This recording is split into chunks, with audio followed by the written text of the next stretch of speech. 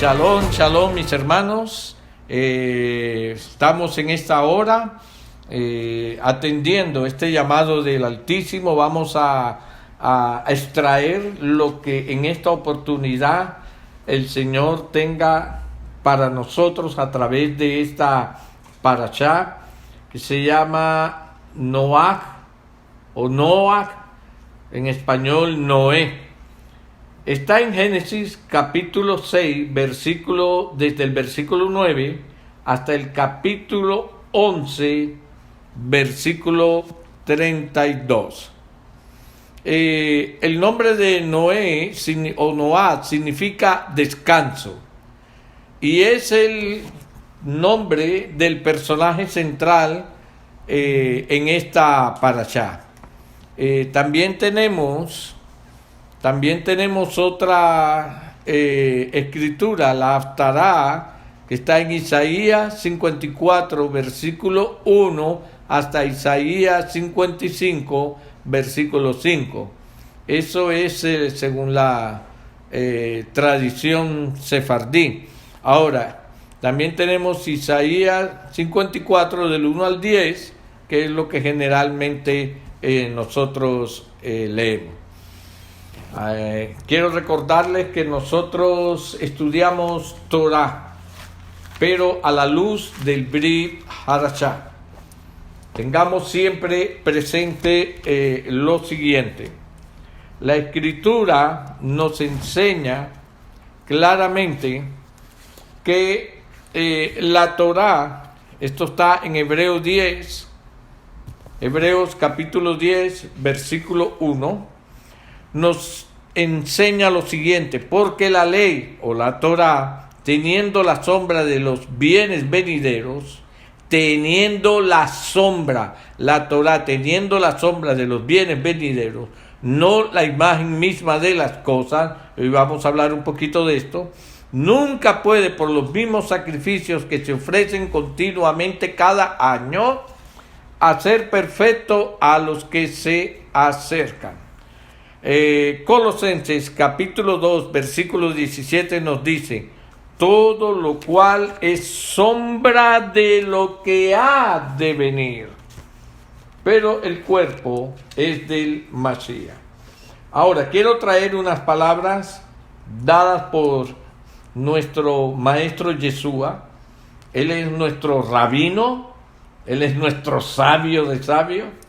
En el Evangelio de Juan, capítulo 5, versículo 46, dice: porque si creyereis a Moisés, me creeríais a mí, porque de mí escribió él. Siempre repetiré la expresión porque si creyeseis a Moisés. A Moisés se le atribuye el escrito de los 5 libros de la Torá o Pentateuco. De manera que cuando hablaba Yeshua y dice si creyeses a Moisés, estaba diciendo si creyeses a la Torah.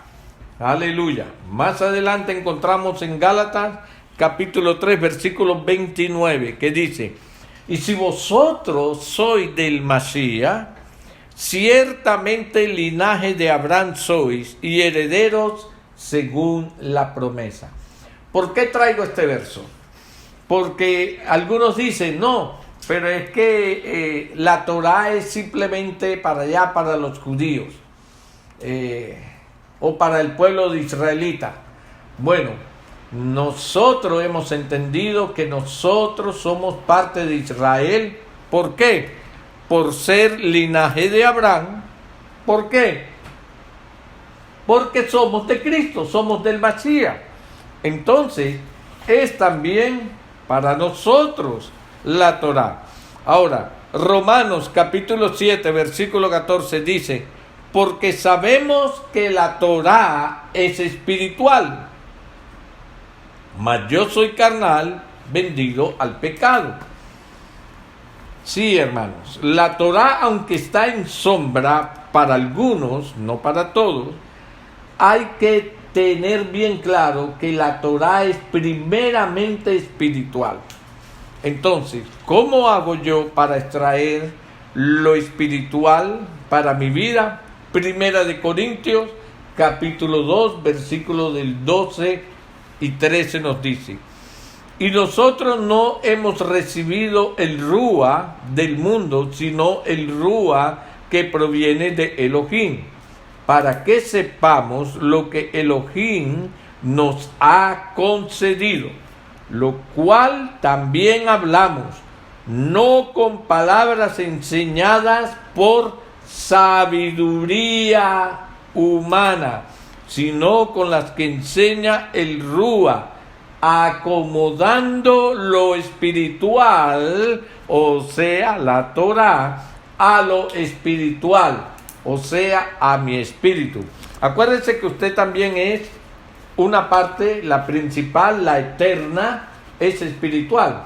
Este cuerpo muere y va a desaparecer, pero el cuerpo espiritual, como nos dice Tesalonicenses, y todo vuestro ser, espíritu, alma y cuerpo, sean guardados e irreprensibles para la venida del Señor.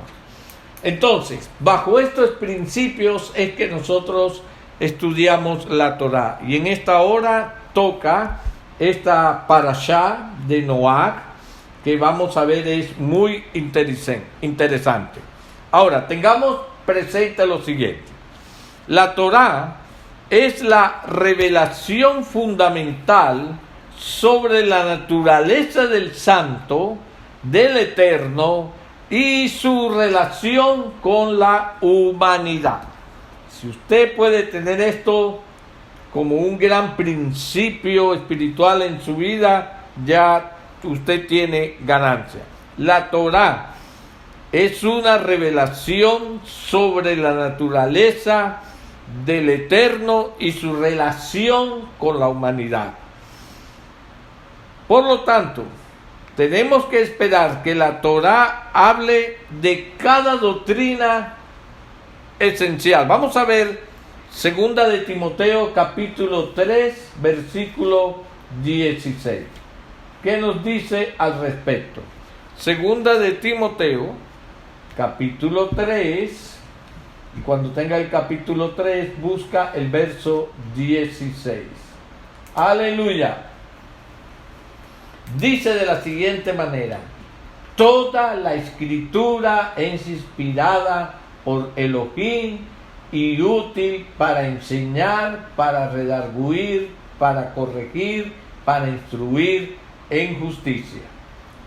Entonces, algunos enseñan, y quiero corregir esto de una vez, algunos enseñan que cuando dice toda la escritura es inspirada por Dios, estaba refiriéndose nada más al Antiguo Testamento, porque el Nuevo no había sido escrito.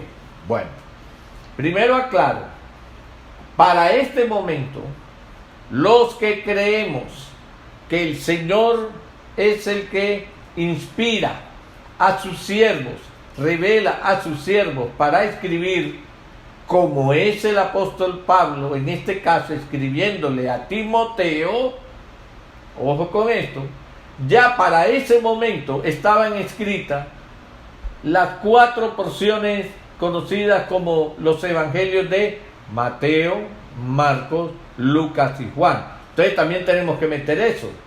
También estaba ya transmitido, escrito el libro de los Hechos. También tenemos que meterlo. Eso es supuestamente, si nos allegáramos a ese concepto de que solamente el Antiguo Testamento estaba escrito. No, ya estaba escrito. Ya estaban otras cartas escritas. Ahora, yo creo en la eternidad de nuestro Elohim. Él sabe lo que va a dictar desde el principio hasta el final. Él sabe toda la instrucción que todos nosotros necesitamos. Él sabe cada instrucción que cada generación en su tiempo necesita. Y como Él sabe eso, Él mete en el concepto de toda la Escritura todo lo que Él sabe que cada generación necesita. Entonces, aquí vemos al Señor diciéndonos que toda la Escritura es inspirada por Él. Ahora, No hay un solo tema perteneciente a nuestra fe que no tenga su fundamento, su raíz en la Torá. Aunque hay una cosa que tenemos que tener presente, ya que al Eterno escogió revelar su plan progresivamente. Ojo con esto, el Señor reveló su plan o escogió revelar su plan progresivamente. Por ejemplo, nosotros no encontramos en Génesis aparentemente nada de Apocalipsis. ¿Por qué? Porque no era necesario en ese momento. No era necesario para Noé, no era necesario para Lot, no era necesario para Abraham conocer nada de los tiempos finales. En la manera que nosotros lo conocemos. La Torá no presenta cada doctrina en detalle completo, claro y concisa. La Torá usa tipos, sombras, figuras, ejemplos para enseñar, oiga bien, una mayoría de sus importantes lecciones que nosotros tenemos que aprender. Además, hermanos, los detalles de estas doctrinas son presentadas en porciones, en pedazos, en un orden aparentemente casual. Podríamos decir, aquí un poco, allá otro, como dice Isaías 28, versículos 9 y 10. Vamos a buscar ese texto que es muy importante. Isaías 28. Isaías 28. Aleluya. Versículos 9 y 10. Gracias, Padre. Gracias, Señor. Mira lo que dice. ¿A quién se enseñará ciencia? ¿O a quién se hará entender doctrina? ¿A los destetados? O sea, a los niños, a los destetados, a los arrancados de pechos, porque mandamiento tras mandamiento, mandato sobre mandato, mira el progreso, la sucesión progresiva que va dando, renglón tras renglón, línea sobre línea. Oiga esta expresión, un poquito allí, otro poquito allá. Entonces, como vamos viendo, la misma escritura nos va dando las pautas como el Señor va dando su plan progresivo para la humanidad. No todo nos los dijo de un solo tajo, no todo nos los dijo en una sola instancia, en un solo dictado, sino que en diferentes generaciones fue dando instrucciones, fue dando profecías, que después fue confirmando y afirmando y ampliando a través de otros profetas, así hasta llegar hasta el final. De manera que nosotros por eso vamos a encontrar relatos de Bereshit, que es el principio, los vamos a encontrar en escrituras de Samuel, vamos a encontrar detalles de Yeshua en toda la escritura, aunque él vendría muchos años después. Vamos a encontrar también relatos de su segunda venida en profecías, y esto nos lleva a entender de que no todo está escrito exactamente en el orden cronológico en que nosotros creemos tener la escritura. Por eso es muy importante. Vamos a poner un ejemplo. Aunque la narración de la caída de la humanidad al pecado, como está en Génesis capítulo 3, nos reveló la necesidad de una expiación de sangre Ya estuvimos hablando de eso, cuando un animal fue sacrificado para cubrir la desnudez del hombre y de la mujer, nos reveló la necesidad de una expiación de sangre sustituyente a través del sacrificio de un animal, cuando se tomó su piel y se cubrió la desnudez de Adán y Eva. Entonces, la Torá nos dice en Génesis capítulo 3 que la plena manifestación de la expiación de sangre sustituyente sería encontrada 4000 años después en el sacrificio de Yeshua. Pero eso no nos lo dice Génesis. Entonces nosotros podríamos decir, no es Yeshua, porque la Torá no dice que él vendría 4000 años después y que se llamaría Yeshua. Eso no nos lo dice la Torá. Amados, no podemos estudiar la Torá con ese pensamiento. La Torá nos hablaba ya de que habría un sacrificio sustituyente para el pecado del hombre, el Hijo de Dios, sin pecado, quien nació en Belén, de una mujer que era virgen. Ahora, varios profetas después suplieron estos y otros detalles en diferentes tiempos, durante un periodo de 1000 años. Cuando nosotros leemos, vamos a buscar Hebreos 1:1. Hebreos capítulo 1, versículo 1. ¿Qué nos dice aquí la escritura?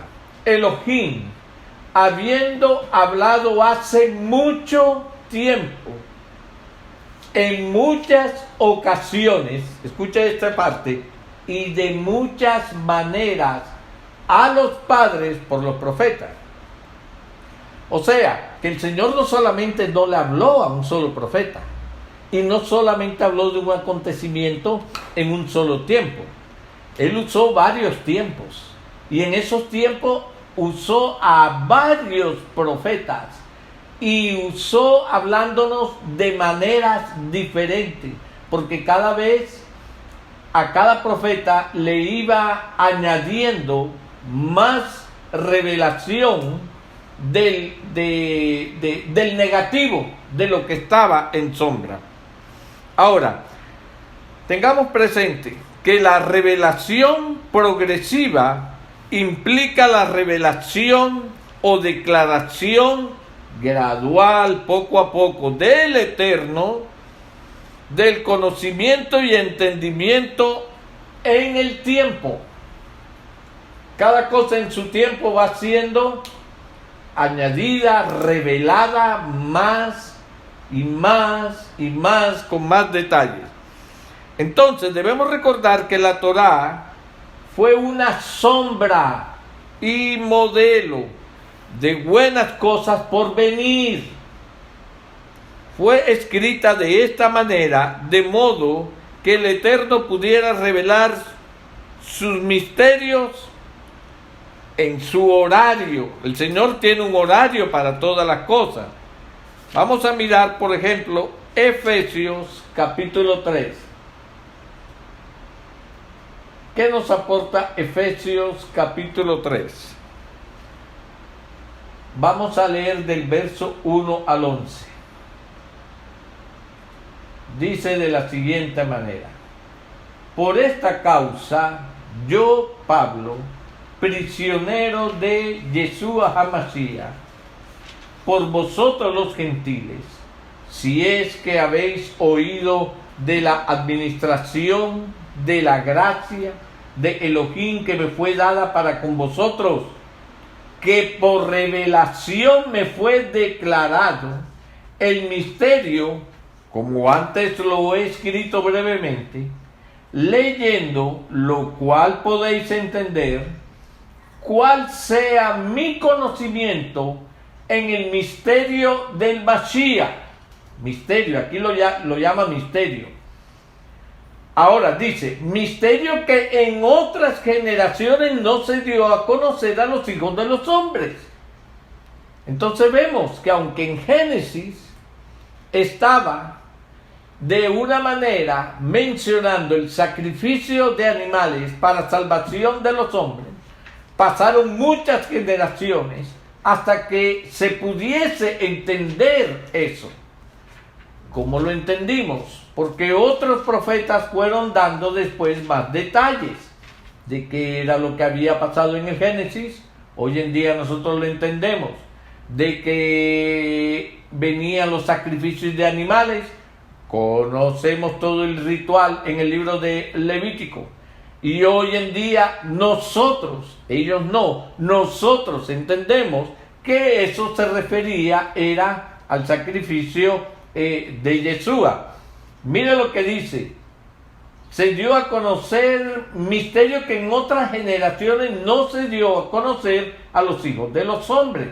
Es por eso, hermanos, que hoy en día es una necedad ir a preguntarle a un judío, a un sabio de Israel, que nos dé información y revelaciones sobre quién es Yeshua. Ellos no saben, no entienden nada sobre Yeshua, nunca lo han entendido. Entonces dice, como ahora es revelado a sus santos apóstoles, a los apóstoles y profetas por el Rúa. Entonces viene hablando del misterio. ¿Cuál es el misterio? Que los gentiles son coherederos y miembros del mismo cuerpo.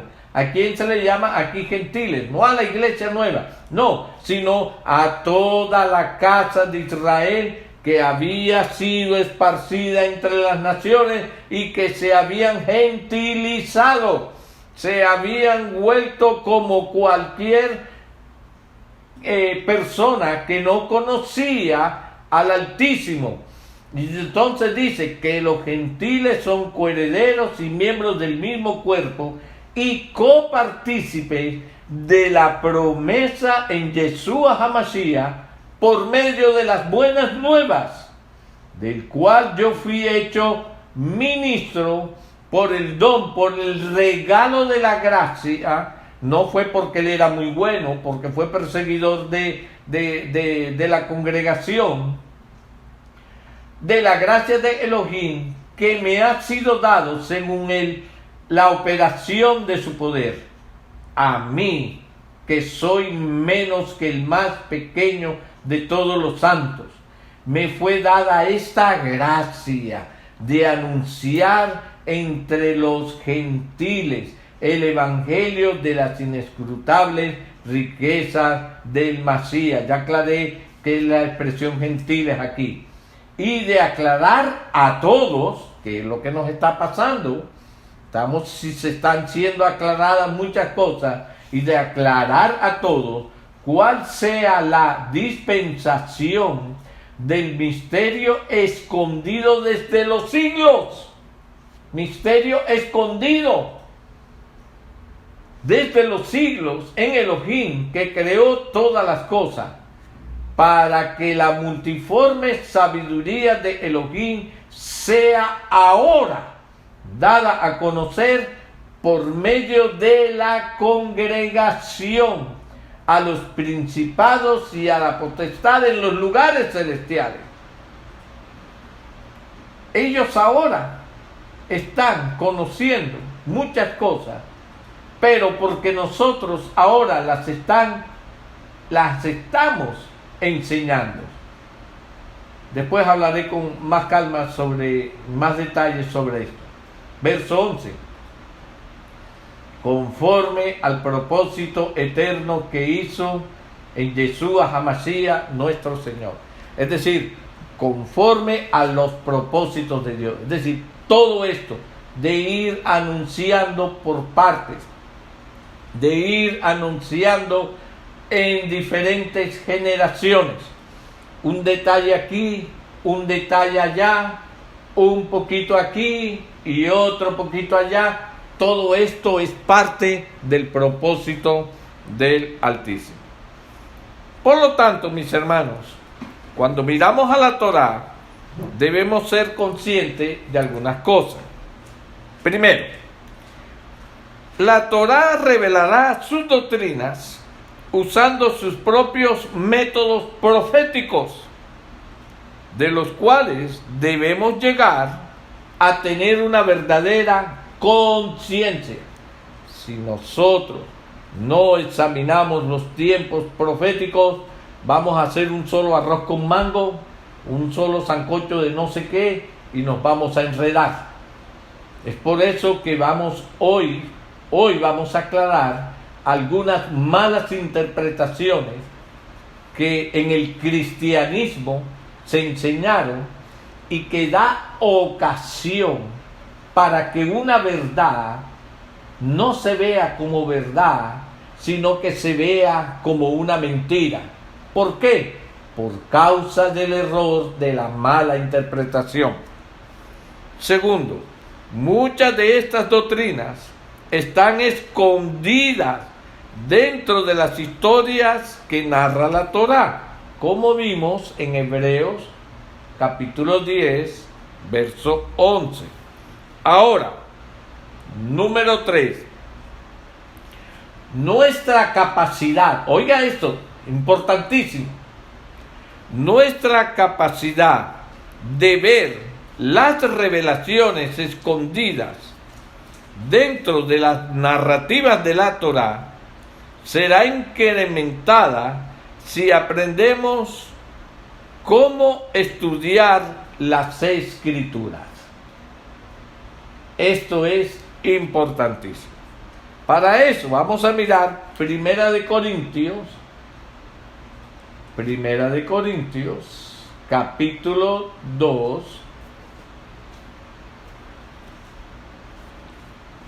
verso 6. Una persona, un creyente, un maestro, va aprendiendo a trazar correctamente la escritura entre más estudie homilética, no. Entre más estudie hermenéutica, no. Aunque no quiero decir que sea malo estudiar eso. Esto ayuda un poquito a ciertos niveles de personas. Pero cuando vamos a Primera de Corintios, capítulo 2, versículo 6, mire lo que dice la Escritura. Sin embargo, hablamos sabiduría entre los que han aprendido entre los sabios. ¿Dice eso? ¿Dice eso? ¿Verdad que no? Oh. Sin embargo, hablamos sabiduría entre los que han alcanzado madurez. Y sabiduría no de este siglo. Es decir, no la sabiduría que se está enseñando en estos tiempos, que perece. No la sabiduría de este siglo, ni de los príncipes de este siglo que perece. Mas hablamos sabiduría de Elohim, en misterio. La sabiduría oculta, la que está en sombra, la cual Elohim predestinó antes de los siglos para nuestra gloria, la que ninguno de los príncipes de este siglo, de este tiempo, conoció, porque si lo hubieran conocido, nunca habrían crucificado al Señor de gloria. Antes bien, como está escrito, cosas que ojo no vio, ni oído oyó, ni han subido en corazón de hombre, son las que Elohim ha preparado para los que le aman. Ojo al 10, aquí voy. Pero Elohim nos las reveló a nosotros por el estudio de la hermenéutica. No. Por el estudio de la homilética. No dice eso, perdón. Dice, por la enseñanza de los sabios. Ahí sí que metieron peor la pata. Dice así, pero Dios nos las reveló a nosotros por el Espíritu, porque el Espíritu todo lo escudriña, aún lo profundo de Elohim. Porque ¿quién de los hombres sabe las cosas del hombre? sino el espíritu del hombre que está en él, así tampoco nadie conoció las cosas de Elohim, sino el espíritu de Elohim. Entonces, mis hermanos, teniendo presente esto, es muy importante que nosotros tengamos bien claro cómo es que vamos a estudiar Torah. ¿Cómo vamos a extraer de la sombra a la luz todo lo que el Eterno quiere que en estos tiempos, porque es para estos tiempos, fue escrito en sombra en tiempos pasados, para que en estos tiempos, al salir la luz, nosotros pudiéramos recibirlo. Entonces, en el concepto de que la Torah es una sombra, téngalo siempre presente, usted puede determinar algunas cosas sobre una persona cuando usted ve la sombra de la persona. Estoy poniendo el ejemplo. Así cuando alguien ve su sombra, o usted mismo ve su sombra, usted puede determinar de usted algunas cosas, pero otras no. De la misma manera, cuando nosotros leemos la Torah, que ya sabemos que ella misma nos dice que es una sombra, entonces nosotros podemos determinar algunas cosas, pero no todas. Usted puede decir, por ejemplo, si yo soy alto o delgado, si tengo cabello corto y brazos largos. Sin embargo, hay muchos detalles míos de mis características que usted no puede ver en la sombra. Usted no puede decir de qué color tengo mis ojos, de qué color tengo mi piel o mi cabello. Usted no puede decir si tengo cicatrices, ¿cierto? Hay muchas cosas que usted no puede decir simplemente con ver la sombra. Sin embargo, cuando usted realmente ve mi cuerpo, no en sombra, sino ya revelado, usted verá muchos detalles que mi sombra no le podían enseñar. Usted, por ejemplo, en la sombra, usted no conoce el sonido de mi voz, o de qué grande exactamente está mi barba, si está muy larga, si está muy corta. Ok, teniendo este ejemplo, igualmente la Torah es como una sombra, presenta una sombra perfecta de Yeshua y todas las doctrinas que están plenamente desarrolladas en el llamado Nuevo Pacto o Brit Hadashah. La mayoría de la gente que no entiende, hermanos, este concepto, tiende a ver la sombra del Masías de la Torah, en la Torah, como algo diferente de la plenitud de la verdad del Mesías en el Brit Hadashah. Ellos no entienden que la Torah está tratando de delinear, mostrar la línea, una ruta, una figura en blanco y negro y a menudo escondida de nuestro Masías y su obra de redención. Hay mucha gente que no entiende. Por ejemplo, la gente no entiende que el concepto de salvación en el pueblo hebreo, en aquel entonces, cuando ellos no conocían a Yeshua, el concepto de salvación es diferente al concepto de salvación que ahora en el Brit Hadashah, en el Nuevo Testamento, el Rúa nos está enseñando de qué somos salvos. No solo somos salvos de un ejército físico que viene contra nosotros, somos salvos de una condición de pecado. Cuando el ángel se le aparece y hace el anuncio de Yeshua, lo primero que él dice, ¿qué fue lo primero que él dijo? Hablando de Yeshua, porque él salvará a su pueblo de sus pecados. No era para esto que el judaísmo estaba esperando al Mashiach. Estaba esperando era que lo librara de los romanos. Entonces, el concepto, muchos conceptos que se manejan en el Antiguo Testamento o en el llamado Antiguo Testamento, no tienen el conocimiento y la revelación completa.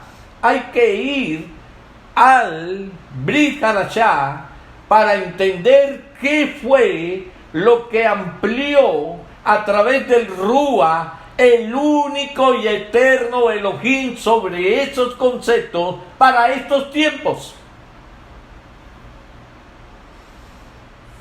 Aleluya. Esto fue hecho de modo que Adonai pudiera revelar la plenitud de su plan en su tiempo señalado, como vimos en Efesios capítulo 3, versículos del 1 al 11. Ahora, si usted primero ve la plenitud del Mashiach a color, por usar una expresión, ¿no?, a través del Brit Hadashah, será muy fácil para usted no entender y aún rechazar al Mashiach en su sombra, en blanco y negro desde la Torá. Ya después que usted ha visto la revelación en el Brit Hadashah a todo color, con todo el detalle, a usted le va a costar un poco de trabajo ver al mismo Yeshua en el Antiguo Testamento. ¿Por qué? Porque son tan pocos los detalles que hay allá sobre el Cordero, el Hijo de Elohim, el Verbo encarnado, el Emmanuel. Son tan pocos los detalles que a usted le va a hacer un poco difícil ver allá en los primeros escritos detalles perfectos que le muestran a Yeshua. Yo no puedo entender cómo personas que dijeron que en el cristianismo, que eran cristianos, seguidores de Yeshua, llegan ahora al conocimiento de las raíces hebreas de la fe de Yeshua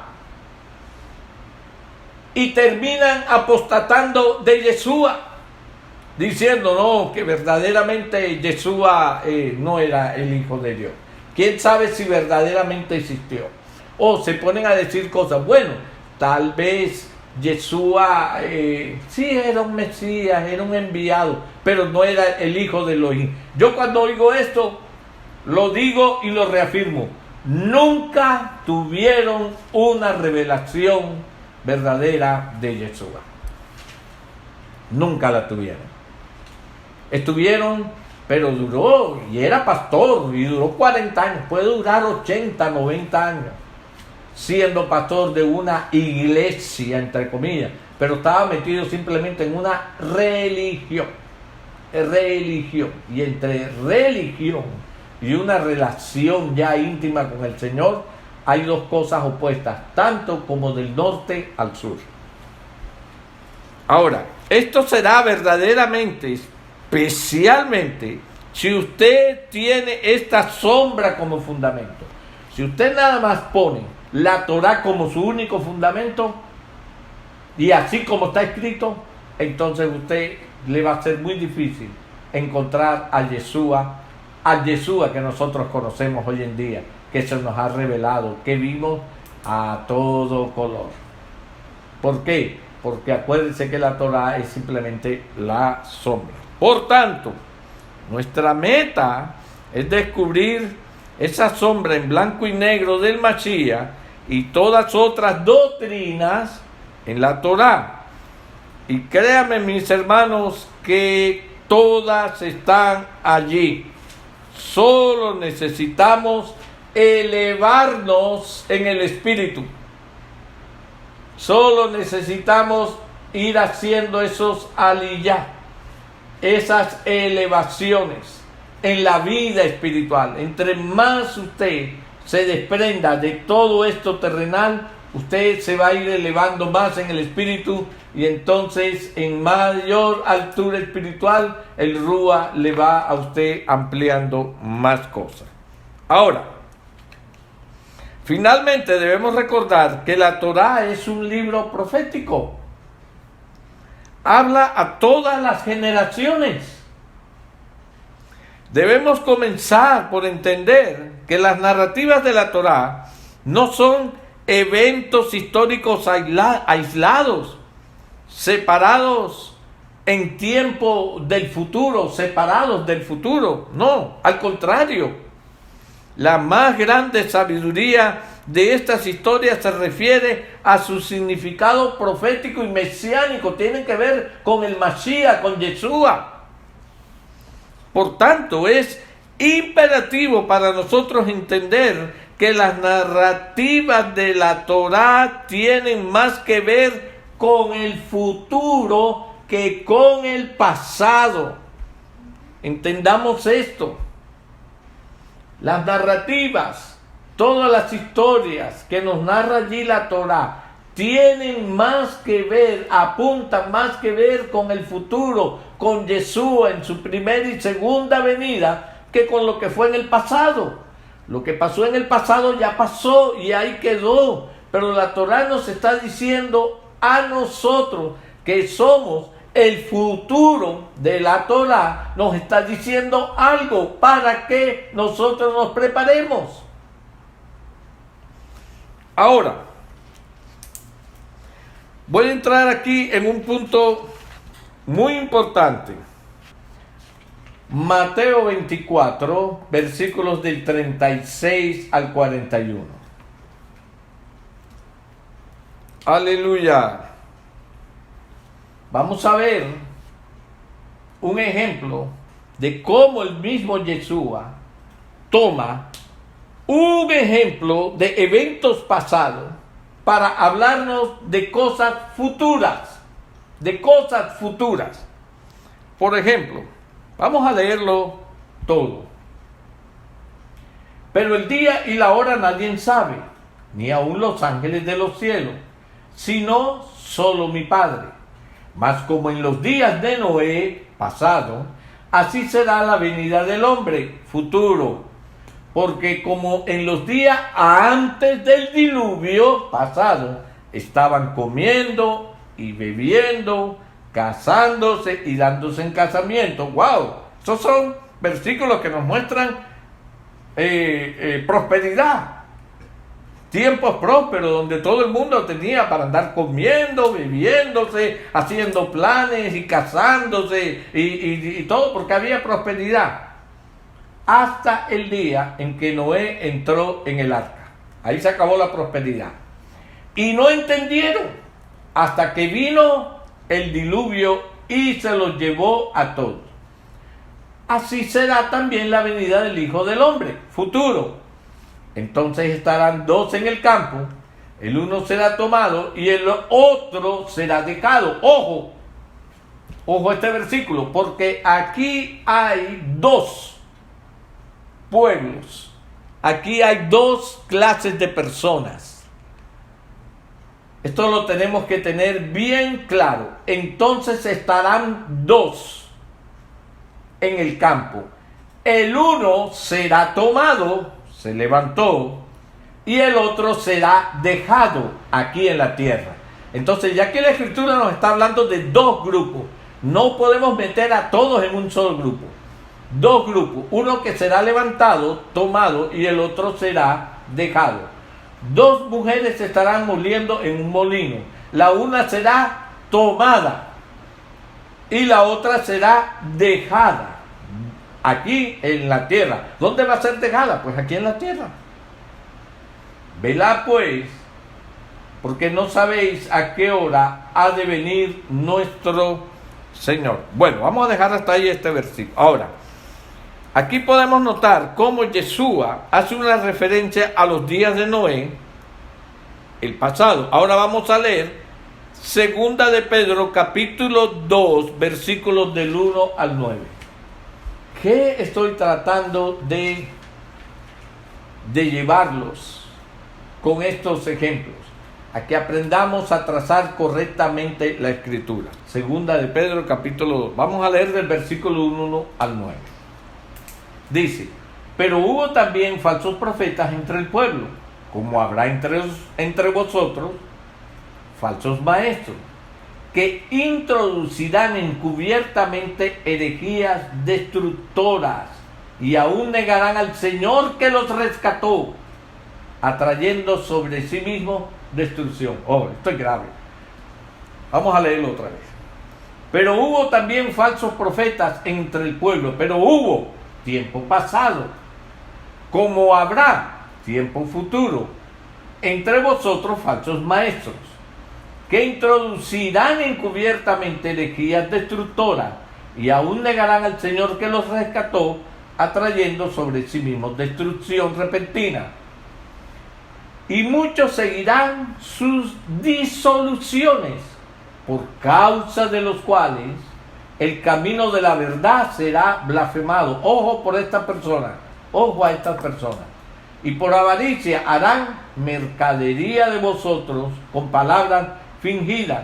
Ojo con estas personas, porque las hay tanto en las iglesias como en las raíces hebreas, si así usted lo entiende mejor.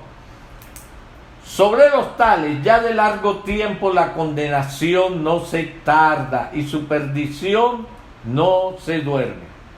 Entonces, porque si Elohim no perdonó a los ángeles que pecaron tiempo pasado, sino que arrojándolos al infierno, pero ¿había infierno?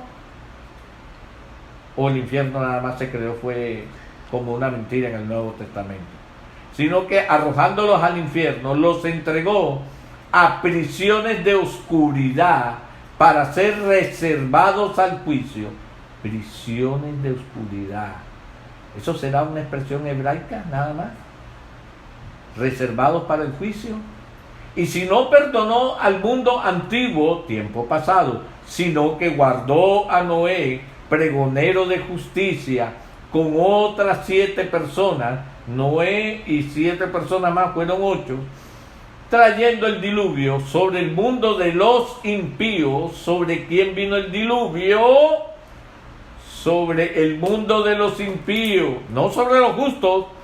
Y si condenó por destrucción a las ciudades de Sodoma y de Gomorra, reduciéndolos a ceniza, poniéndoles de ejemplo a los que habían de vivir. No, aquí debe haber un error en la escritura, porque la Biblia me dice que Dios es amor, y esto no es un acto de amor, ¿verdad? Yo creo que hay algunos por allí que deberán estar de acuerdo en que aquí hay un error, porque un Dios de amor no hace esto, ¿verdad? Esto debe ser algún error. Continúo con el verso 7.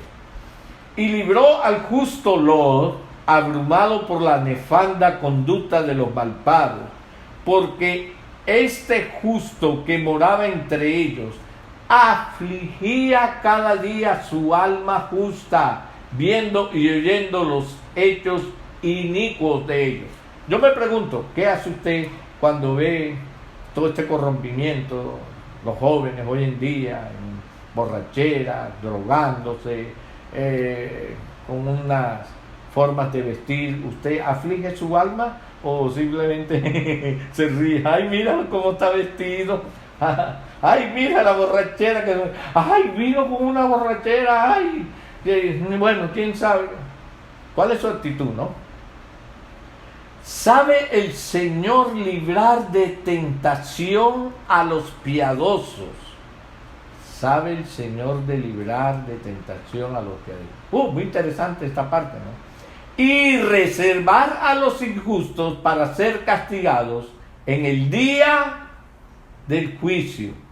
Y mayormente a aquellos que, siguiendo la carne, andan en concupiscencia e inmundicia y desprecian el señorío, atrevidos y contumaces, no temen decir mal de las potestades superiores, mientras que los ángeles, que son mayores en fuerza y en potencia, no pronuncian juicio de maldición contra ella delante del Señor. Oh, muy interesante estos versos. ¿Qué leímos ahorita? Segunda de Pedro, capítulo 2. Bueno, yo leí hasta el versículo 11, pero era hasta el versículo 9. Ahora, una pregunta muy importante, hermano. ¿Cómo están relacionados temáticamente Mateo 24, versículos del 36 al 41, que ya leímos, y segunda de Pedro, capítulo 2, versículos del 1 al 9, que acabamos de leer. Ambos mencionan a Noé y ambos se refieren a eventos por ocurrir en los últimos días mediante procedimiento, oiga, importante, al regreso de Yeshua, tiempo futuro. El tema de segunda de Pedro es el día del Señor. Vamos a hablar con detalle eso. Sabemos que estos dos pasajes están hablando de eventos que ocurrirán en los últimos días, lo que estamos viviendo. Ojo.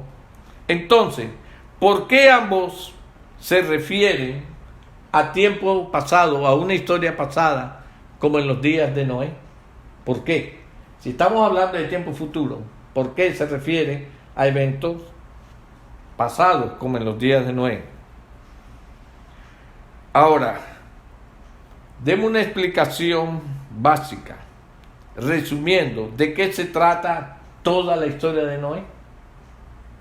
Si vamos a hacer un resumen, la historia de Noé es sobre cómo el Eterno condenó al mundo a morir.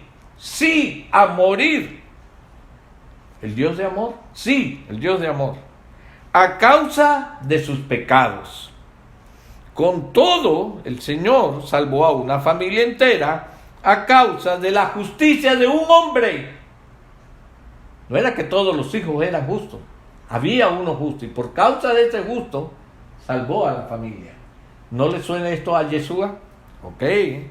Recuerde, su respuesta de pronto puede ser diferente a la que yo le estoy dando. Sin embargo, deberíamos de estar de acuerdo en algo que tiene que ser básico. Es una historia de pecado y juicio, castigo y recompensa. Esa es la historia del diluvio. La historia del diluvio es una historia de pecado y juicio, de castigo y recompensa. Ahora, ¿usted qué opina? ¿Cuál evento futuro piensa usted que el diluvio de Noé describe y por qué? Le voy a decir mi pensamiento. Yo pienso que describe el juicio final del mundo, lo que vamos a conocer como el día del Señor. ¿Por qué? Porque justo así como todos en la tierra entera fueron destruidos durante el diluvio, igualmente todos serán destruidos en el día del Señor. Eso es lo que la Escritura dice. Ahora, leemos nuevamente Mateo 24. Vamos nuevamente a Mateo 24. Cada vez que lo lea va a descubrir cositas nuevas. Mateo 24. Y vamos nuevamente al versículo 36. Aleluya. Pero del día y la hora nadie sabe, ni aun los ángeles del cielo, sino solo mi Padre. Mas como en los días de Noé, así será la venida del Hijo del Hombre. Relaciona un tiempo pasado, un suceso pasado con uno futuro. Porque como en los días antes del diluvio estaban comiendo y bebiendo, casándose y andando en casamiento. ¡Wow! Este tiempo de prosperidad es el tiempo para casarse. Ahora sí estamos en buen tiempo para casar. Hasta el día en que Noé entró en el arca. Y no entendieron hasta que vino el diluvio. Oiga, y no entendieron. Es que hay muchos cristianos que están oyendo. Hay muchos de raíces hebreas que están oyendo y oyendo y oyendo, pero no están entendiendo el tiempo que estamos viviendo. Hasta que vino el diluvio y se los llevó a todos. Así también será la venida del Hijo del Hombre. Entonces estarán dos en el campo, dos, aquí hay dos grupos, El uno será tomado y el otro será, ¿cómo dice? Dejado. ¿Dejado dónde? Aquí en la tierra. Dos mujeres se estarán moliendo en un molino. La una será tomada, será llevada. Vamos a dejarlo hasta allí, a algún lugar. Y la otra será, ¿qué? Dejada. Estemos claros en estos dos grupos. Ahora, leamos Primera de Pedro, capítulo 3, versículo 20. Primera de Pedro, capítulo 3, versículo 20. No sin antes hacer memoria de Segunda de Pedro, capítulo 2, versículo del 1 al 9, que ya leímos, ¿no? Que ya leímos. Ok. Ahora, Primera de Pedro, capítulo 3, versículo 20. Vamos a ver qué nos aporta este pasaje aquí. Porque acordémonos que tenemos que ir un poquito allá, un poquito acá. Dice, los que en otro tiempo desobedecieron, cuando una vez esperaba la paciencia de Elohim en los días de Noé. Oh, la paciencia de Elohim. Cuán paciente es el Señor. Amén. Cuán paciente es el Señor. En los días de Elohim, en los días de Noé, mientras se preparaba el arca, en la cual pocas personas, es decir, 8, fueron salvas por agua. Interesante ese pasaje. Nos habla de la paciencia de Elohim en los días, la paciencia de Elohim en los días de Noé. Todo el tiempo que Noé duró enseñando, y viene un diluvio, y viene un diluvio, y viene un diluvio, y la gente no entendía. Aleluya. Ahora, Primera de Pedro, capítulo 3, versículo 20, también nos hace referencia a la parashá de Noah. Ahora, vea si usted puede hacer algunas conexiones temáticas, que es nuestra herramienta de estudio de parashá, entre los 3 pasajes que leímos ahorita con la historia de Noé. Vamos a ver. Todos los 3 textos se refieren a la destrucción de los impíos. Ojo, a la destrucción de los impíos. En Mateo 24, versículo del 36 al 41, Yeshua habla de los impíos, quienes fueron, ¿qué dice? Llevados por las aguas del diluvio. Los impíos. Segunda de Pedro, capítulo 2, versículos del 1 al 9. Y la historia de Noé, ambos hablan de la certeza de que el juicio vendrá, aunque podría tomar un tiempo largo y tiempo, decir, donde el Señor tiene paciencia. Hoy podemos decir hasta que entre el último de los gentiles, la plenitud de los últimos de la casa de Israel que fueron gentilizados. Primera de Pedro, capítulo 3, versículo 20, habla de la paciencia del Elohim antes del diluvio.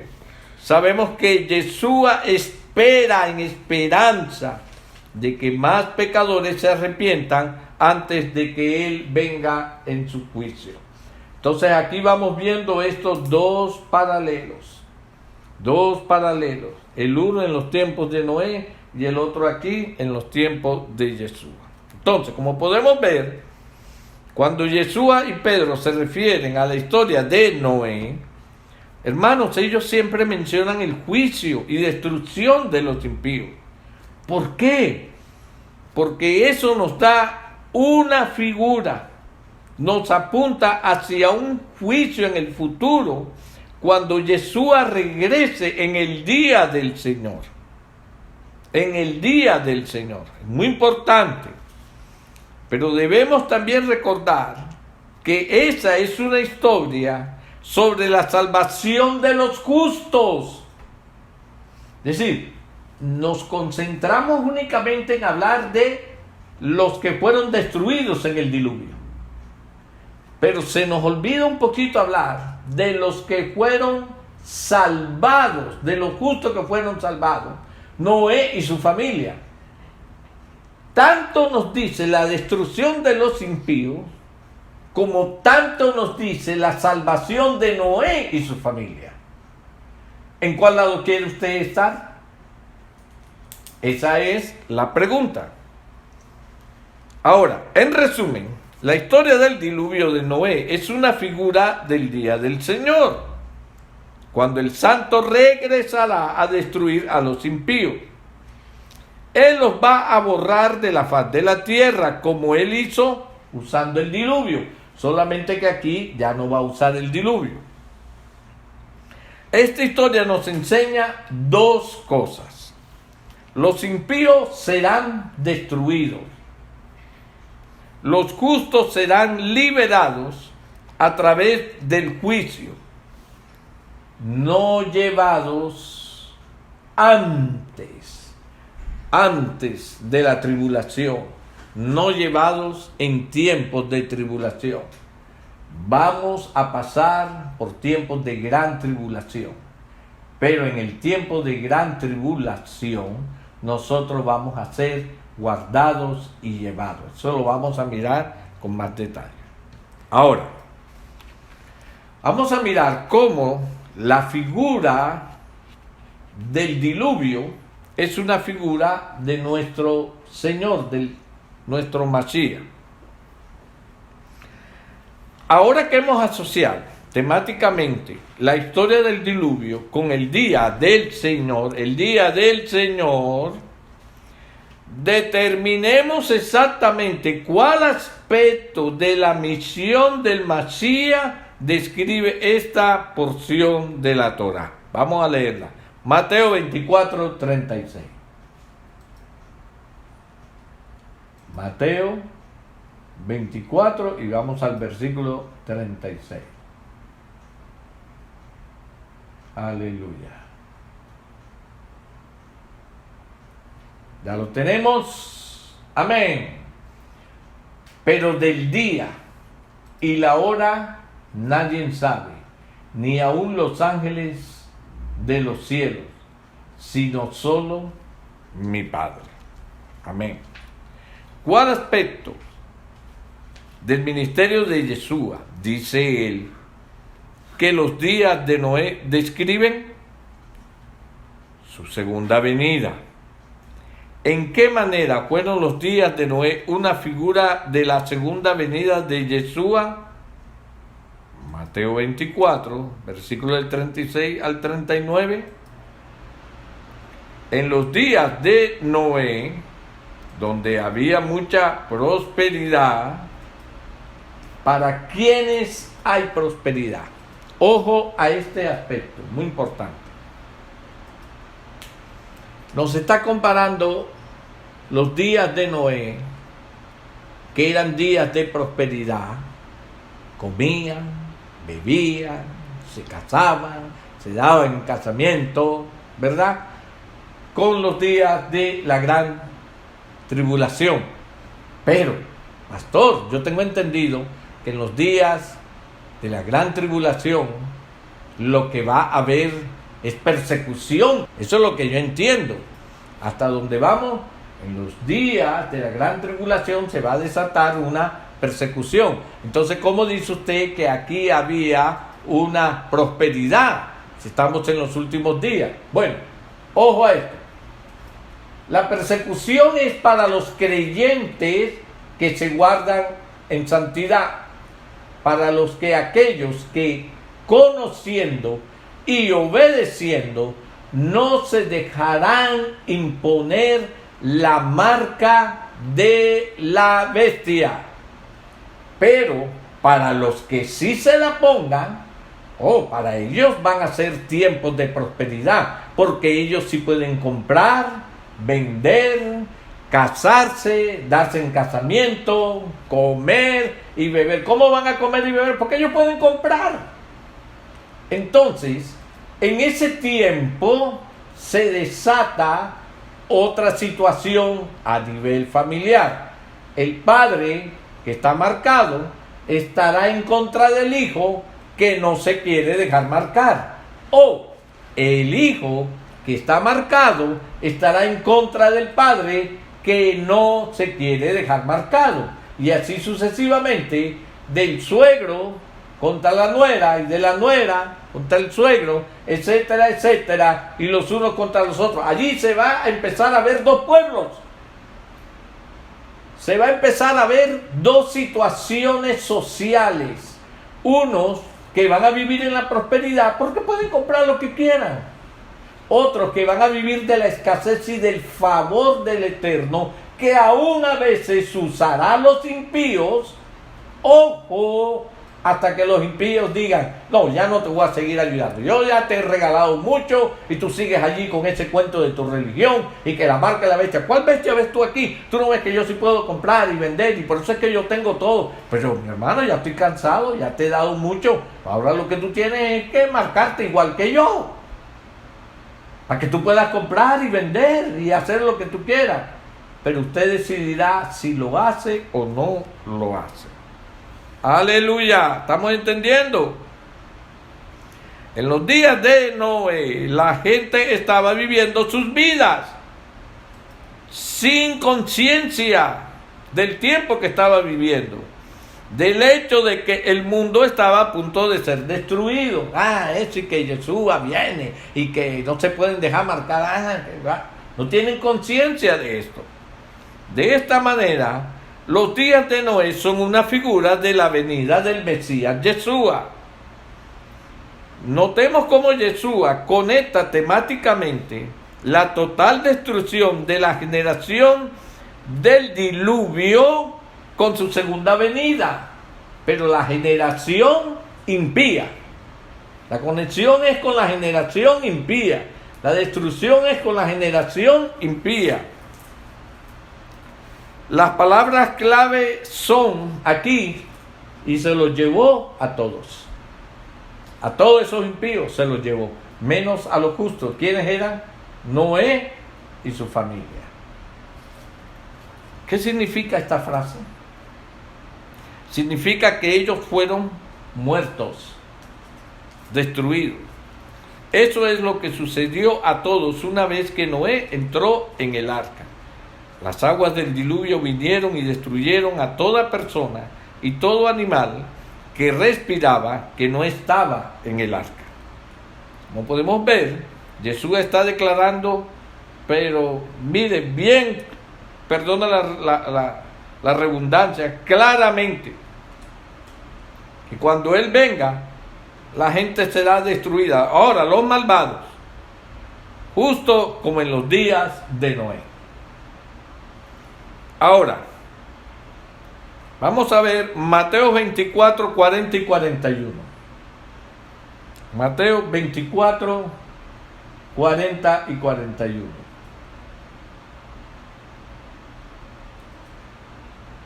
Aleluya. Si usted llega a tener esto bien claro, usted va a ir despejando algunas dudas que al llegar a las raíces de nuestra fe en Yeshua, nuestra fe hebrea en Yeshua, de pronto nos vimos confundidos un poquito. Voy a referirme a esto. Entonces estarán dos en el campo, el uno será tomado y el otro será dejado. Y el 41, dos mujeres se estarán moliendo en un molino, la una será tomada y la otra será dejada. ¿Cómo está Mateo 24, versos que acabamos de leer, 40 y 41, conectado temáticamente a Mateo 24, 39? Están conectados temáticamente mediante el común predicado, llevados y tomados. ¿Podemos ver esto? Así como la generación del diluvio continuó viviendo su vida como si nunca fuera a terminar, hasta que vino el diluvio y se los llevó a todos, igualmente, uno en el campo será tomado, uno moliendo en el molino será tomado, mientras que el otro será dejado, ¿dónde? Aquí en la tierra. El contexto de Mateo 24, en el verso 40 y 41, es uno en el cual encontramos a Yeshua hablando sobre el juicio de los impíos, pero también habla de la liberación de los justos a través del ejemplo y su familia. Ahora, miremos un pasaje paralelo a esto.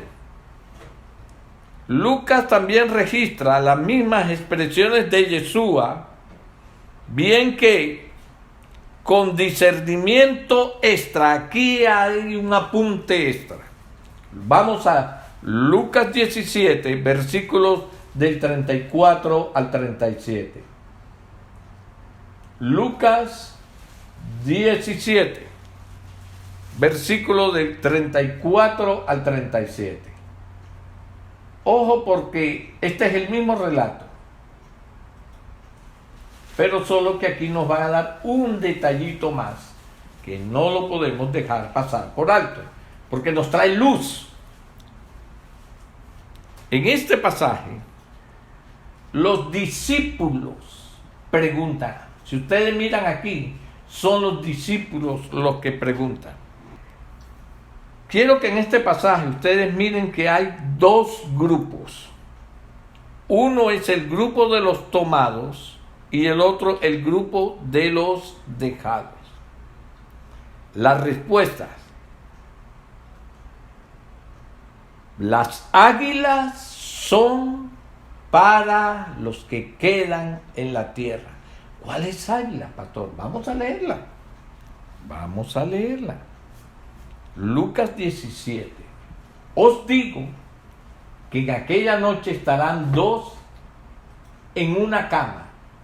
El uno será tomado y el otro será dejado. ¿Dónde? Aquí en la tierra. Dos mujeres estarán moliendo juntas. La una será tomada y la otra dejada. ¿Dónde? Aquí en la tierra también. Dos estarán en el campo. El uno será tomado para otro lugar, por dejarlo así, y el otro será dejado aquí en la tierra. Entonces, aquí hay dos grupos. Unos que son tomados y los otros que son dejados. Entonces vienen y le preguntan, y respondiendo le dijeron, ¿dónde, Señor? Ahora, esta pregunta, cuando ellos preguntan, ¿dónde, Señor? ¿A qué se están refiriendo? ¿A los que son llevados o a los que son dejados? Interesante la pregunta. ¿Dónde son llevados o dónde son dejados? Pero mira la respuesta. Él les dijo, donde estuviere el cuerpo, allí se juntarán también las águilas. Hermanos, ¿dónde se juntan las águilas? Es aquí en la tierra.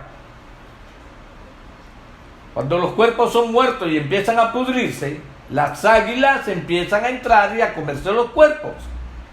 Luego esto no tiene que ver con los que son llevados. Esta respuesta es para los que son quedados, los que se quedaron aquí en la tierra. ¿Por qué es importante tener esta luz, este discernimiento? Porque se trata de decir a veces que tanto los que son llevados como los que son quedados, todos van a ser destruidos. Y no es así, no es así. Los que son entregados a las águilas son los que se quedaron en la tierra. Los que fueron llevados no van a pasar por este momento.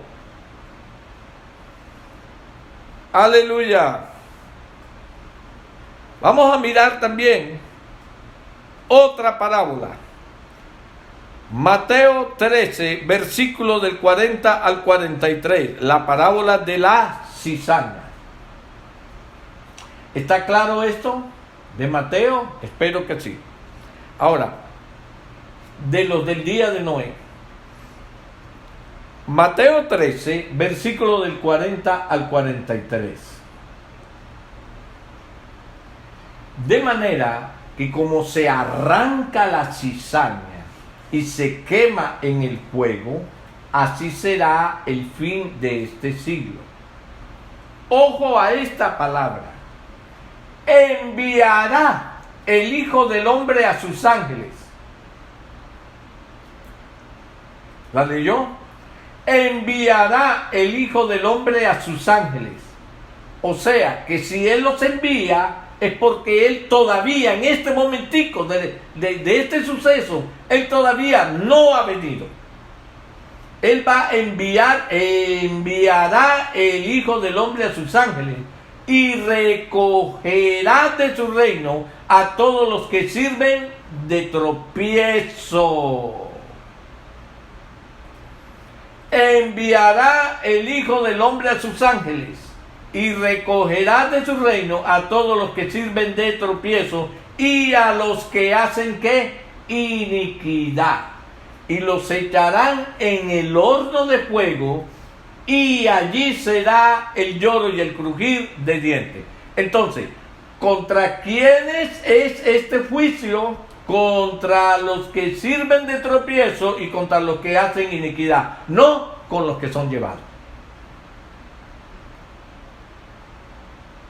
Esto tiene que quedar muy, muy claro. El verso 43, es decir, como ya se llevaron a toda esta gente, que en esta época de estos tiempos tienen dos características. Mucha atención a todos los que sirven de tropiezo. No les sea de tropiezo a un creyente con su mal testimonio, porque entonces usted es candidato para que los ángeles se lo lleven, pero no para el cielo. Y hay otro grupo, los que hacen iniquidad. Un día vamos a hablar más sobre la iniquidad. Pero estos dos grupos dice que los echarán en el horno de fuego, y allí será el lloro y el crujir de dientes. Ahora, los que quedaron, entonces los justos resplandecerán como el sol en el reino de su Padre. El que tiene oídos para oír, que oiga. Ahora, ¿cómo está este pasaje conectado temáticamente a Lucas 17, versículos 34 y 47, y con Mateo 24, versículos del 36 al 41? Todos los tres pasajes se refieren al regreso de Yeshua. Notemos, cuando Él regrese, Él enviará a ángeles a recoger a todos los no salvos para juicio y destrucción. Otra vez este pasaje es perfectamente proporcional con Lucas 17, versículos del 34 al 47, y con Mateo 24, del 36 al 41. Cuando Él regrese, Él destruirá a los no salvos, llevados a un lugar de juicio y destrucción. Ahora, una pregunta referente a cuándo será el tiempo. Es muy importante. Ambos, Lucas capítulo 17, versículo del 34 al 47, y Mateo 24, del 36 al 41, dan el tiempo de la toma. Vamos a ver cuándo será ese momento. Mateo 24, 29. E inmediatamente después de la tribulación de aquellos días. Es después de la tribulación, no es después de la gran tribulación.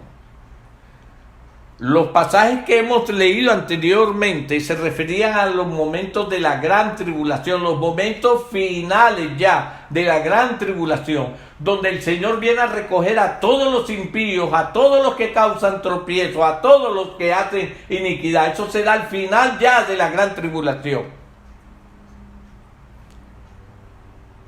Pero en este pasaje estamos hablando primero de la tribulación, e inmediatamente después de la tribulación de aquellos días, entonces viene el sol se oscurecerá y la luna no dará su resplandor y las estrellas caerán del cielo y las potencias de los cielos serán movidas. Entonces, eso es importante que tengamos, que primero tiene que venir principio de dolores, que es lo que estamos viviendo apenas. Después viene tribulación y después viene la gran tribulación.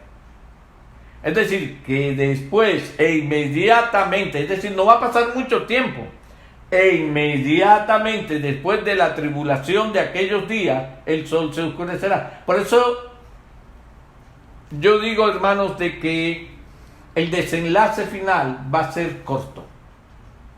Y la Escritura dice que si los tiempos no fuesen acortados, nadie sería salvo. Los tiempos cada desenlace de esto va a ser uno tras otro, uno más rápido, el uno tras otro. Aleluya. Ambos pasajes claramente describen un evento después de la tribulación. Ahora, vamos a mirar Apocalipsis capítulo 19, Revelaciones capítulo 19. Revelaciones capítulo 19 verso 17. Oído, y vi a un ángel que estaba en pie en el sol. Usted se puede imaginar, wow, tremenda gloria de este ángel que se acerca al sol, se para en el sol y no se derrite. Tremendo, ¿no? Ese cuerpo no es como el cuerpo de nosotros. El cuerpo de nosotros ya con las temperaturas que a veces hacen aquí y estamos muriendo. Y clamó a gran voz diciendo a todas las aves que vuelan en medio del cielo: venid y congregaos a la gran cena de Elohim. Aleluya. Para que comáis las carnes de reyes y de capitanes, y carnes de fuertes, carnes de caballos y de sus jinetes, carne de todos, libres y esclavos, pequeños y grandes. Y vi a la bestia, a los reyes de la tierra y a sus ejércitos, reunidos para guerrear contra el que montaba el caballo y contra su ejército. Wow. Vamos a dejar hasta ahí por ahora. ¿Cómo está este pasaje relacionado temáticamente a Lucas 17, versículos 34 y 47, y Mateo 24, del 36 al 41? ¿Cómo están relacionados? Este pasaje también se refiere al regreso de Yeshua. Cuando Yeshua regrese, un ángel llamará a las aves o los buitres. Recordémonos el pasaje de Lucas 17. De la tierra para prepararse apenas para el banquete de carnes de gente. Apenas están estos animales preparándose, es decir, está el escenario. Ellos están esperando a que la noticia dice: Yeshua viene, Yeshua viene. Ah, sí, ¿a dónde viene? Y va a poner sus pies en el monte de los olivos. Miren los detalles que va a tener el anticristo, el antimesías. Yeshua viene, Yeshua viene. Ah, sí, eso es lo que dicen ellos, que Yeshua. ¿Y a dónde dicen que viene? ¿Se acuerdan que ellos siempre mandaron a indagar con los magos, entre comillas magos, para a dónde nacería el Masías? Así también serán estos tiempos. Ellos empezarán a indagar. ¿Dónde dicen ellos? No, ellos dicen que va a poner sus pies en el monte de los olivos. ¿Dónde queda eso? Allí en Jerusalén. Ah, bueno, vamos todos los ejércitos del mundo a rodear a Jerusalén, porque apenas aparezca ese Mesías, lo vamos a acabar.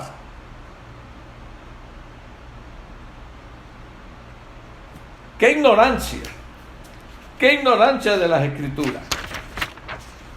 Entonces todos se arman y van para allá. Y es cuando el ángel dice: vengan, prepárense para que vean el gran banquete del Señor. Ahí están reunidos. Toda esa carne que ustedes ven allí, todo eso que se mueve de carne, todo eso ustedes se lo van a comer ahora.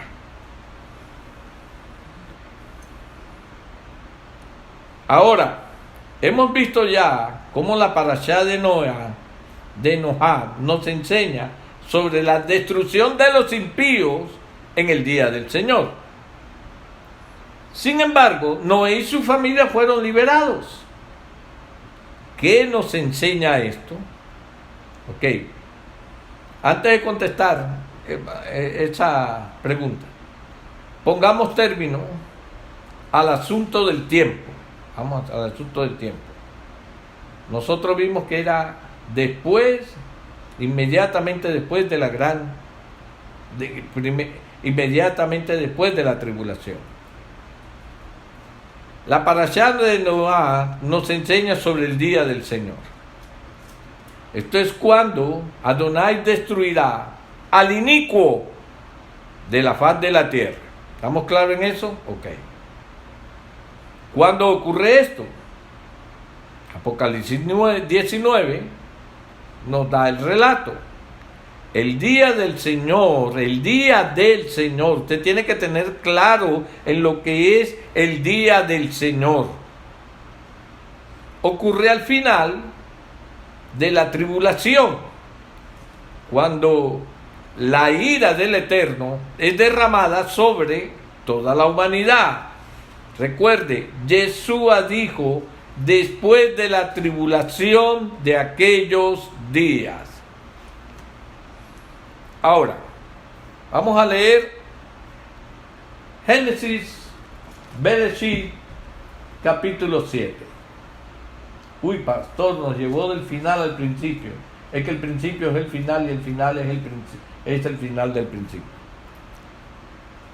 Dice, porque pasado aún 7 días, yo haré llover sobre la tierra 40 días y 40 noches. Y raeré de sobre la faz de la tierra a todo ser viviente que hice. Nuevamente, a todo ser viviente que hice. Como nosotros podemos mirar, este hubiera sido un tiempo donde nosotros no hubiéramos querido estar sobre la faz de la tierra, en el tiempo del diluvio, ¿no? Podemos pensar en un texto, un versículo relacionado temáticamente a este versículo que se refiere al día del Señor. Sí, vamos a mirarlo en el libro de Sofonías. Aleluya. Es importante que usted escudriñe este libro. Son 3 capítulos, pero son muy importantes. Sofonías capítulo 1, versículo del 1 al 3 por ahora. Yo le aconsejo que usted lea todo el versículo, todo el capítulo.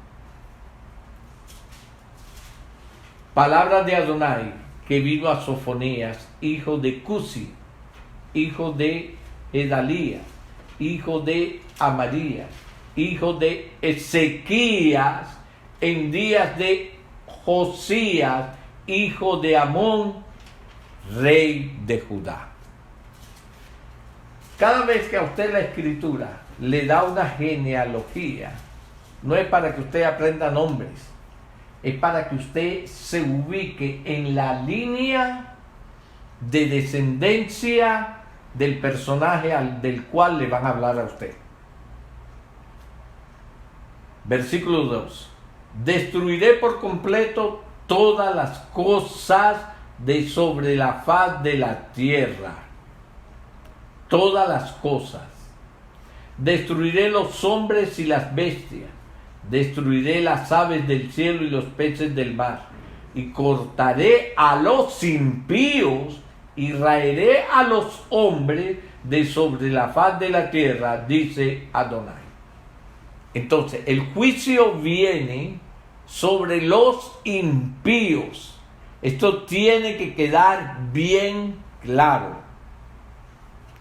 Aleluya. En efecto, este libro entero de Sofonía es sobre el día de Adonai.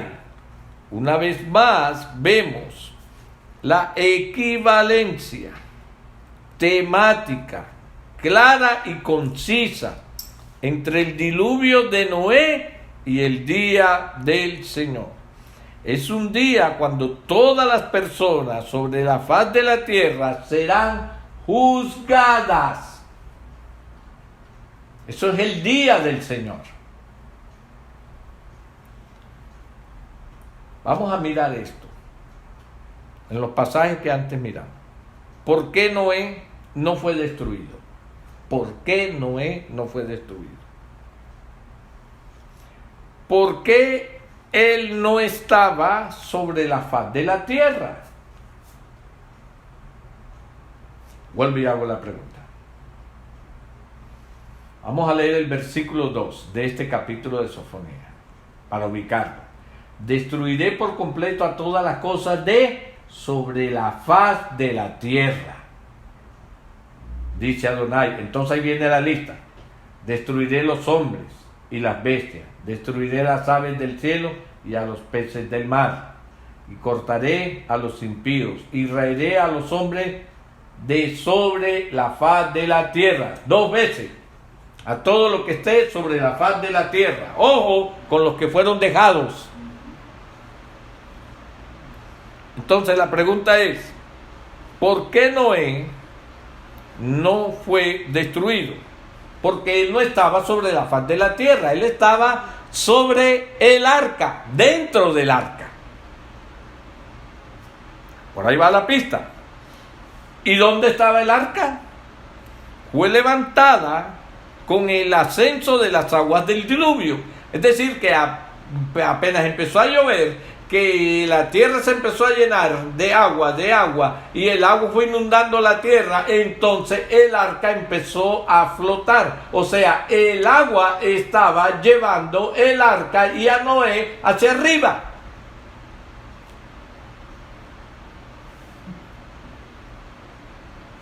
Esto es lo que declara Génesis 7:20. Declara que las aguas cubrieron las montañas. Por tanto, el arca estaba tan alto como en las montañas. Alguna persona que haya estado alguna vez sobre la montaña y en ese momento pasa una nube, ve que tan cerca está la punta de la montaña hacia la nube.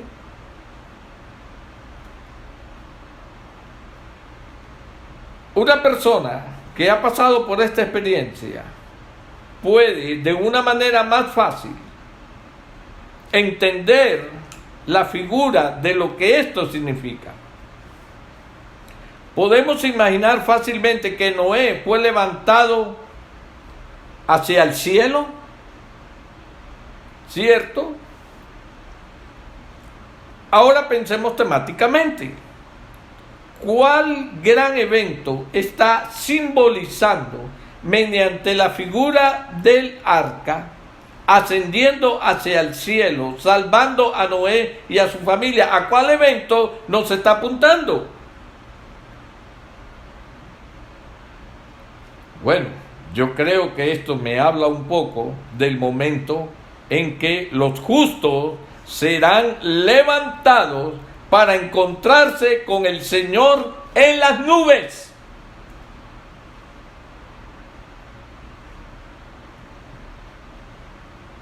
Ahora, este evento de la Torá, donde el arca está levantada o está siendo levantada tan cerca como es posible a las nubes, este evento no nos da todos los detalles del rapto de la congregación de los santos en el tiempo final de la gran tribulación, porque en este momento del arca no le competía a esta generación saber esos detalles. Pero como a nosotros, que ya no estamos en los tiempos del arca, sino que estamos en otros tiempos, donde ahora la venida del Mesías sí está tan cerca, a nosotros sí se nos dan más detalles para que nos ubiquemos de una manera más exacta en cuándo será este tiempo. Y una de las señales que nosotros tenemos juntamente con la del arca son las fiestas del Eterno.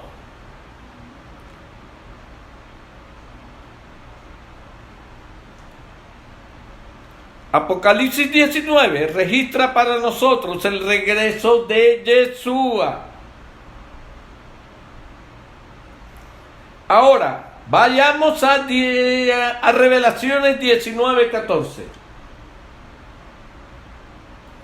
Yo quiero que usted lea con mucha atención este verso. De pronto hoy no lo vamos a desmenuzar todo, pero sí lo voy a introducir a usted a una verdad que de pronto nos han querido quitar por ignorancia, el llamado rapto de la iglesia. Que vamos entendiendo que es un rapto, un levantamiento que sí va a suceder con la congregación de los justos.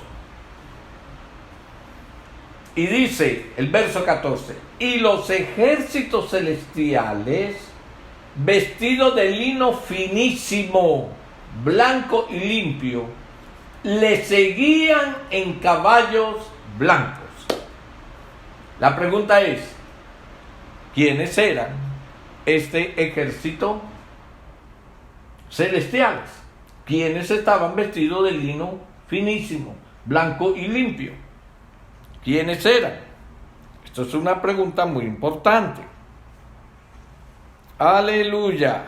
Notemos cómo Apocalipsis, Revelaciones, versículos 17. Y vi un ángel que estaba en pie en el sol y clamó a gran voz diciendo a todas las aves que vuelan en medio del cielo: venid y congregaos a la gran cena de Elohim, para que comáis carnes de reyes, de capitanes, y carnes de fuertes, carnes de caballos y de sus jinetes, y carne de todos, libres y esclavos, pequeños y grandes. Tremenda cena la que se van a dar estos animales.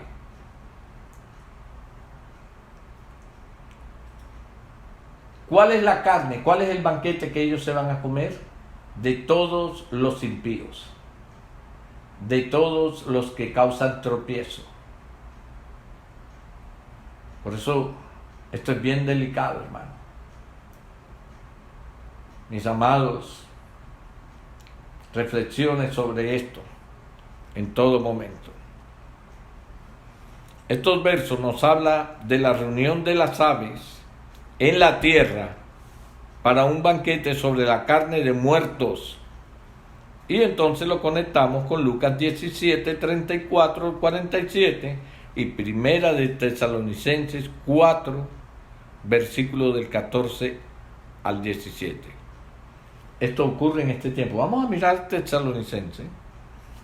Primera de Tesalonicenses, capítulo 4, versículo del 14 al 17.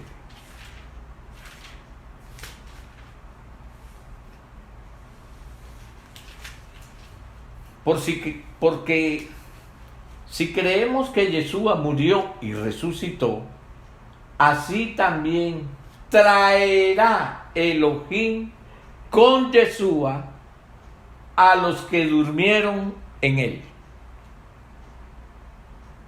Es decir, todos los que murieron creyendo que Yeshua era el Cordero enviado para derramar su sangre, lavar nuestros pecados y consagraron sus vidas a él. Por lo cual os decimos esto en palabra del Señor, que nosotros que vivimos, que habremos quedado hasta la venida del Señor, no precederemos a los que durmieron, es decir, no nos vamos a adelantar a ellos, a los que murieron, porque el Señor mismo, con voz de mando, con voz de arcángel y con trompeta de Elohim, descenderá del cielo, y los muertos o los que durmieron en el Mesías resucitarán primero. Luego nosotros, los que vivimos, los que hayamos quedado, seremos arrebatados, seremos levantados juntamente con ellos en las nubes. Vamos hacia las nubes, ¿para qué? Para recibir al Señor. ¿Dónde? En el aire, ahí en el aire. Y así estaremos, ¿qué dice? Siempre con el Señor. Ahora, en este tiempo, en el tiempo del arrebatamiento y en el tiempo en que estaremos siempre con el Señor, usted tiene que meter allí en la mitad los 1000 años aquí en la tierra, donde el reino del Señor se lleva por 1000 años aquí en la tierra para terminar de limpiar a todos aquellos, perdónenme la expresión, que se colaron de la gran tribulación y pasaron al milenio, pero que también tienen que ser juzgados, procesados, para que se destape lo que en ellos hay y entonces también sean sacados, para que entonces quede un pueblo santo, un pueblo que entendió lo que era el sacerdocio de Melquisedec, un pueblo que entendió lo que era consagrarse, y solamente ese pueblo estaremos para siempre con el eterno Elohim. Aleluya.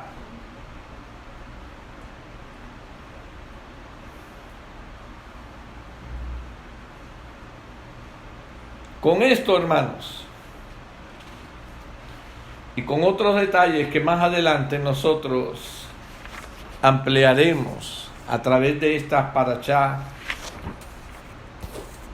y de otras enseñanzas, vamos a ir aclarando al respecto sobre el rapto de la iglesia.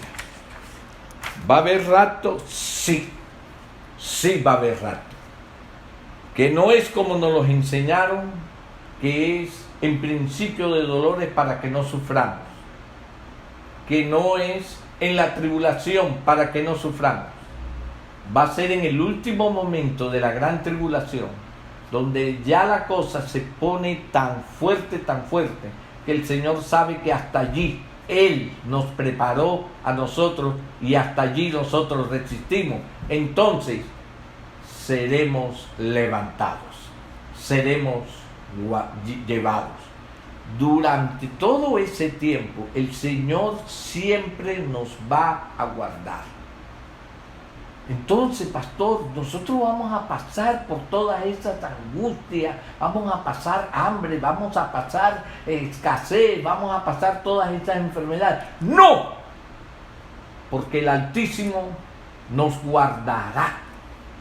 Así como le dio de comer maná en el desierto al pueblo de Israel, así como ninguna de las enfermedades de los egipcios tocó al pueblo de Israel, excepto cuando se involucraron en el pecado, así de la misma manera el Señor nos hará beber agua y nos sustentará en ese tiempo de gran tribulación hasta el momento en que Él sepa que ya lo entendimos, fuimos procesados, fuimos purificados y entonces seremos levantados para encontrarnos con Él en las nubes. ¿Por qué? Porque después nosotros vamos a regresar. Ese es el ejército celestial que desciende con Él en caballos juntamente con Él. Ese es el ejército que entra aquí a la tierra ahora y está en el periodo del milenio, juzgando con varas de hierro, porque ya no nos vamos a dejar llevar por el emocionalismo. Ay, que mira, encontré a tu primo, o encontré a tu sobrino, o encontré a tu hijo haciendo y esto. Ay, sí, pero mi hijo, ay, a mí me da, yo a él no le puedo aplicar la Torá, no. que el Señor, Él conoce nuestros sentimientos, Él sabe, y Él es un Dios de amor. No, hermano, eso no va a existir en este tiempo. Es un juicio, como dice la Torá, dice la Escritura, con vara de hierro. Y el que entendió, entendió, y el que no, se fue. Bye bye, se fue. Pero el pueblo del Señor terminará su proceso de purificación. Yo espero que con esta enseñanza usted vaya adquiriendo un poco más de luz, aunque tal vez todavía hayan otras lagunas que tenemos en mente, producto de las enseñanzas erróneas que tuvimos anteriormente. Pero a esta hora, yo espero que con esta enseñanza de esta Torá, usted vaya adquiriendo cierto conocimiento y pueda ir usted poniendo cada pieza en su orden. Que el Altísimo, el Eterno, el único Elohim existente, que conoce todo, el sabio de los sabios, el Rey de reyes y Señor de señores, esté siempre, siempre con ustedes y conmigo todos los días hasta el regreso de su venida. Shalom y bendiciones. ¿Te gustó este mensaje? Te invitamos a suscribirte a nuestro canal de YouTube y activar la campana para estar al tanto de nuevos videos. Síguenos en Instagram @Ministerio Puerta de Salvación y en Twitter @Ministerio MPS. Shalom y bendiciones.